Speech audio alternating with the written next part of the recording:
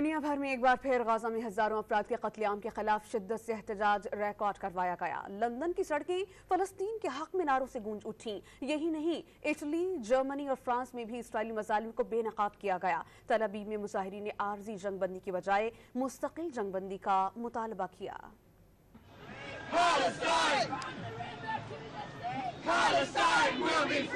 London کی سڑکیں ایک بار پھر فلسطین کے حق میں نعروں سے گونج اٹھیں۔ فلسطینی پرچم اور ہاتھوں میں پلے کارڈز تھامے ہزاروں افراد ریلی میں شریک تھے۔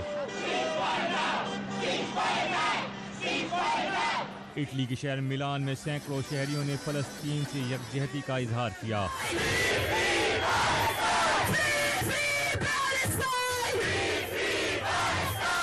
جرمنی کے شہر فرینکفرٹ میں مظاہرین نے صہیونی مظالم فوری روکنے کی ضرورت پر زور دیا۔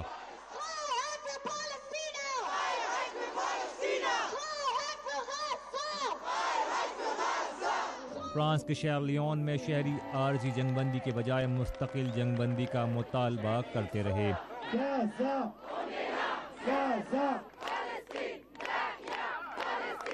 صہیونی مظالم کے خلاف اسرائیل کے اندر سے بھی آوازیں اٹھ رہی ہیں۔ تل ابیب میں سینکڑوں شہریوں نے حکومت سے یرغمالیوں کی رہائی اور فوری جنگ بندی کا مطالبہ کیا۔